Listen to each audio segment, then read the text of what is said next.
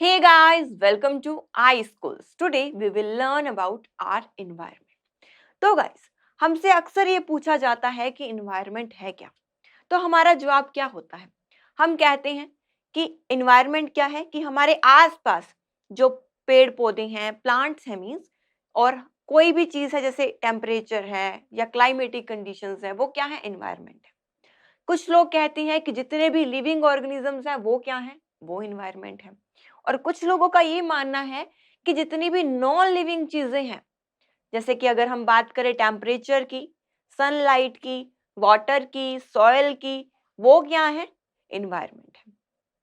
तो एक्चुअल में इन्वायरमेंट है क्या? तो आज हम इसी की बात करेंगे कि इन्वायरमेंट है क्या। तो गाइस, इन्वायरमेंट एक्चुअल में क्या है कि जब हम इन सारी चीजों को इंक्लूड करके कंबाइन फॉर्म में देखते हैं तो वो क्या है, हमारा इन्वायरमेंट। मींस कि हम जब अपने आसपास जितनी भी चीजों को देखते हैं, हमारी surrounding means living organisms as well as non living things, उन सब को ये सारी की सारी क्या क्रिएट करती है, हमारा इन्वायरमेंट क्रिएट करती है। तो आइए आज हम इसी के बारे में बात करने वाले हैं कि हमारा इन्वायरमेंट क्या है, इसके अंदर कौन कौन से प्रोसेसेस प्रोसीड करते हैं और ऐसे कौन कौन से अफेक्ट्स हैं या कॉजेज हैं जो हमारे इन्वायरमेंट को बहुत ही इम्पैक्ट करते हैं, मींस उसे पोल्यूशन क्रिएट करती हैं हमारे इन्वायरमेंट के अंदर। तो आइए जानते हैं सबसे पहले इसके इंट्रोडक्शन पोर्शन के बारे में, इन्वायरमेंट है क्या। तो क्या है, एवरीथिंग अराउंड एन ऑर्गेनिज्म, कि किसी भी एक सिंगल ऑर्गेनिज्म की बात करें तो उसके अराउंड जितनी भी उसकी सराउंडिंग है वो सारी की सारी किसके अंदर आएगी, इन्वायरमेंट। वो सारी की सारी क्या है, इन्वायरमेंट है। वेदर लिविंग और नॉन लिविंग, कि चाहे उसके अंदर हम लिविंग की बात करें चाहे उसके अंदर नॉन लिविंग की बात करें, they all constitute it's environment. तो ये सारी की सारी चीजें किसका निर्माण करती हैं, इन्वायरमेंट का। The external conditions that influence and affect the development and life of an organism, कि किसी भी ऑर्गेनिज्म की लाइफ को इम्पैक्ट करने वाली, इन्फ्लुएंस करने वाली जितनी भी एक्सटर्नल चीजें हैं, जैसे कि हम बात करें टेम्परेचर की, तो टेम्परेचर का जब हम एग्जांपल लेते हैं, अगर टेम्परेचर बहुत ज्यादा हो जाए तो वो हमें अफेक्ट करता है, हमें गर्मी फील होती है। अगर टेम्परेचर बहुत ज्यादा कम हो जाए तो वो भी हमें अफेक्ट करता है, कैसे, हमें ठंड लगती है। तो ये भी क्या है, एक टाइप का एक्सटर्नल एक्सटर्नल कंडीशन है। और इसके अलावा और भी बहुत सारी चीजें ले सकते हैं, जैसे कि हम बात करें वाटर की, तो वाटर जो है, अगर वाटर सही से नहीं आ रहा है, हमारे घरों तक नहीं पहुंच पा रहा है, वो भी हमारी लाइफ को अफेक्ट कर रहा है। तो जितनी भी चीजें हमारे सराउंडिंग में प्रेजेंट हैं और वो डायरेक्टली या हम कहीं इनडायरेक्टली भी कहीं ना कहीं हमें इम्पैक्ट करती हैं, अफेक्ट करती हैं, तो वो सारी की सारी किसके अंदर आती हैं, इन्वायरमेंट के अंदर आती हैं। For instance, the environment exhibiting both physical, जिसको हम एबायोटिक भी कहते हैं, एंड बायोलॉजिकल, जिसको हम बायोटिक कहते हैं, फैक्टर्स। कि इसके अंदर कौन से फैक्टर्स आएंगे, एबायोटिक जो फिजिकल है, फॉर एग्जांपल जितनी भी नॉन लिविंग चीजें, टेम्परेचर है, वाटर है, पीएच है, सॉइल है, तो ये सारी की सारी किस में आएंगी, नॉन लिविंग या एबायोटिक के अंदर। और बायोटिक के अंदर जितने भी लिविंग ऑर्गेनिजम्स हैं, फॉर एग्जांपल एनिमल्स हैं, बर्ड्स, ह्यूमन बींग्स या माइक्रो ऑर्गेनिजम्स। तो माइक्रो ऑर्गेनिज्म भी जैसे कि हम जानते हैं हमारी जिंदगी में अच्छे भी होते हैं और बहुत सारे ऐसे भी होते हैं जो हार्मफुल होते हैं। तो वो कहीं ना कहीं हमारी लाइफ को क्या करते हैं, अफेक्ट करते हैं। तो ये सारी सराउंडिंग क्या है, एनवायरनमेंट है। तो आइए जानते हैं एनवायरनमेंट के अंदर ही वेस्ट के बारे में। वेस्ट डिस्कस करने से पहले हम बात करते हैं इकोसिस्टम की, जिसको हम आगे डिटेल में भी जानेंगे अच्छे से। अब यहाँ पे क्योंकि हमने इन्वायरमेंट का मतलब समझा है तो इकोसिस्टम को समझना हमारे लिए थोड़ा इजी हो जाएगा। तो इकोसिस्टम क्या है, इन्वायरमेंट और इकोसिस्टम में क्या डिफरेंस है। तो इकोसिस्टम, चलो ये आपके लिए क्वेश्चन है, अगली बार हम इसे डिस्कस करेंगे कि इकोसिस्टम और इन्वायरमेंट में मेन डिफरेंस है क्या, क्या ये सेम है या कुछ डिफरेंस है इनमें। तो ये हम जानेंगे अगली बार। तो अभी के लिए हम बात करते हैं वेस्ट के बारे में।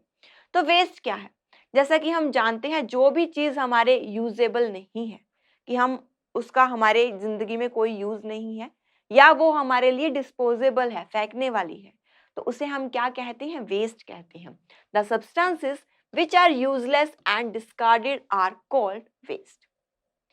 ऐसे substances जो क्या है, useless हैं, जिनको हम यूज नहीं करना चाहते या यूज कर ही नहीं सकते, एंड डिस्कार्डेड जिनको हम फेंकना चाहते हैं, वो सारे के सारे क्या हैं, वेस्ट हैं।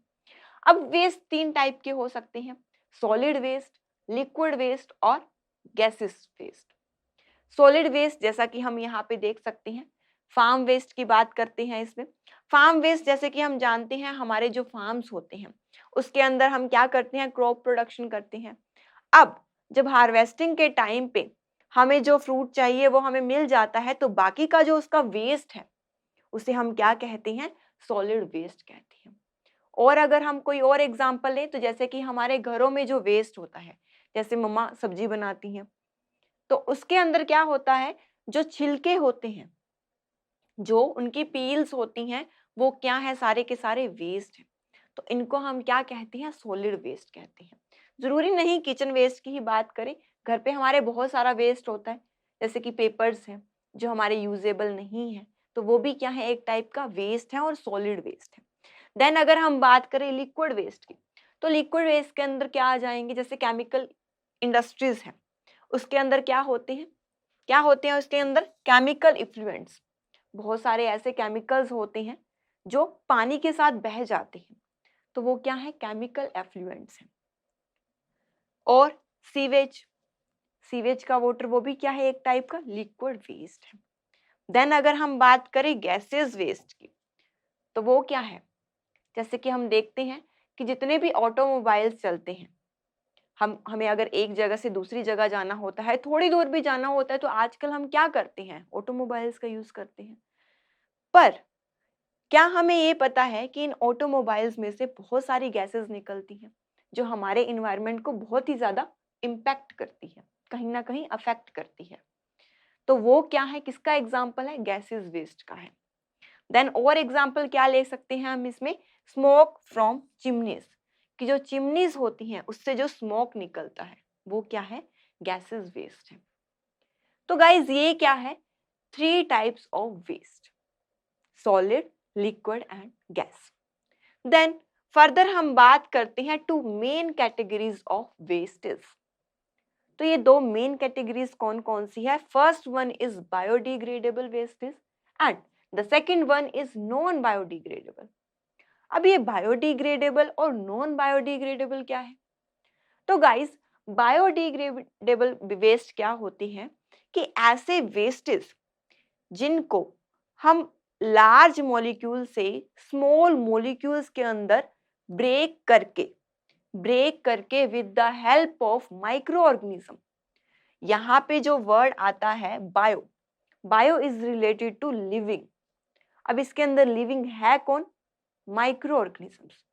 तो कुछ माइक्रो ऑर्गेनिजम्स ऐसे होते हैं जिनकी हेल्प से कॉम्प्लेक्स सब्सटेंसेस को सिंपलर सब्सटेंसेस के अंदर कन्वर्ट किया जाता है और उनको दोबारा से यूजेबल बनाया जाता है। तो ऐसे वेस्टेज को हम कहते हैं बायोडिग्रेडेबल वेस्टेज। और ऐसे वेस्टेज जिनको हम कन्वर्ट नहीं कर सकते सिंपलर में, और इनका इनका कुछ भी नहीं हो सकता, माइक्रो ऑर्गेनिजम्स भी इनका कुछ नहीं कर सकते, तो वो वेस्टेज क्या होते हैं, नॉन बायोडिग्रेडेबल। तो आइए जानते हैं इनके बारे में डिटेल फॉर्म में। तो सबसे पहले बात करेंगे बायोडिग्रेडेबल वेस्ट के बारे में। तो ये क्या है, these wastes can be broken down into non poisonous simpler substances। कि ये कौन से वेस्टेज हैं जिनको हम ब्रेक कर सकते हैं, नॉन पॉइजनस जो जहरीले नहीं होंगे, और सिंपलर सब्सटेंसेस के अंदर जिनको हम कन्वर्ट कर सकते हैं by the help of micro organisms like fungi and bacteria. तो ऐसे वेस्टेज को हम क्या कहेंगे, बायोडिग्रेडेबल वेस्टेज।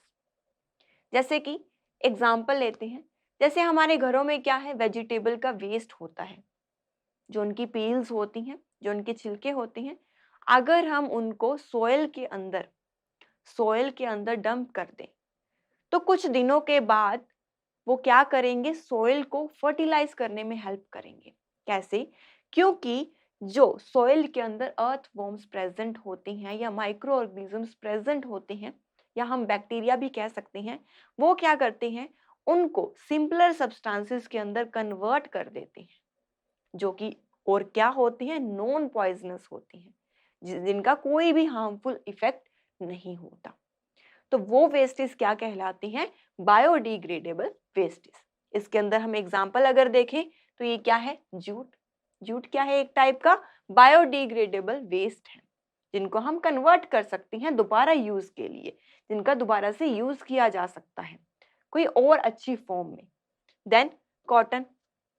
कॉटन भी क्या है, बायोडिग्रेडेबल है। और एग्जाम्पल क्या हो सकते हैं इसके, पेपर। पेपर को भी बायोडिग्रेडेबल किया जा सकता है। और वेजिटेबल एंड फ्रूट पील्स, ये हमने अभी डिस्कस किया। Then would. वुड भी क्या है, बायोडिग्रेडेबल है। और एग्जाम्पल काउ डंग, इसको हम यूज कर लेते हैं मीथेन गैस बनाने के लिए। तो ये सारे के सारे क्या हैं, बायोडिग्रेडेबल वेस्टेज है। देन हम बात करते हैं नॉन बायोडिग्रेडेबल। अब जैसा कि नाम से ही डिस्कस हो रहा है, नॉन बायो मींस इसके अंदर कोई भी माइक्रो ऑर्गेनिज्म हेल्प नहीं करेगा। तो ये कौन से होंगे, जिनको कॉम्प्लेक्स से सिंपलर सब्सटेंसेस के अंदर कन्वर्ट नहीं किया जा सकता और जो पॉइजनस भी होंगे। These wastes cannot be broken down into non-poisonous simpler substances by the action of microorganisms. जिनको कन्वर्ट नहीं किया जा सकता वो क्या होंगे, बायोडिग्रेडेबल ना होके वो क्या होंगे, नॉन बायोडिग्रेडेबल होंगे। तो एग्जांपल यहाँ पे देख सकते हैं, जैसे कि प्लास्टिक। अब प्लास्टिक को हम सिंपलर सब्सटेंसेस के अंदर कन्वर्ट नहीं कर सकते, इसीलिए प्लास्टिक को हम कहते हैं कि वो बैन किया गया है, कि हमें प्लास्टिक यूज नहीं करना चाहिए, हमें पेपर बैग्स यूज करने चाहिए। तो यही एक रीजन है कि जो प्लास्टिक होता है वो नॉन बायोडिग्रेडेबल वेस्ट है, जिसको हम कन्वर्ट नहीं कर सकते सिंपलर सब्सटेंसेस के अंदर। और एग्जांपल इसके मेटल्स। मेटल्स भी क्या है, non biodegradable. Then glass, polythene, synthetic fibres और pesticides, these all are the example of non biodegradable wastes। तो ये किसके एग्जाम्पल है, नॉन बायोडिग्रेडेबल वेस्टेज के एग्जाम्पल है। सो गाइस, अब हम बात करते हैं harmful effect of non biodegradable wastage. क्योंकि हमने ये तो जान लिया कि हम इनको कन्वर्ट नहीं कर सकते सिंपलर सब्सटेंसेस के अंदर, पर क्योंकि ये कन्वर्ट नहीं हुए हैं, ये पॉइजनस है, तो ये कौन कौन से हार्मफुल इफेक्ट फैला सकते हैं, तो वही हम जानते हैं अब। It causes water pollution and harms aquatic life. जैसा कि हमने बात की, जैसे मेटल्स हैं, प्लास्टिक है, पॉलीथीन है, अगर इनको वाटर के अंदर फेंक दिया जाए तो क्या होगा, उससे वाटर पोल्यूट हो जाएगा। और अगर वाटर पोल्यूट हो गया तो वाटर के अंदर जितने भी ऑर्गेनिजम्स रहते हैं, जितनी भी एक्वेटिक लाइफ है, उन सब पे क्या आएगा, हार्मफुल इफेक्ट आएगा।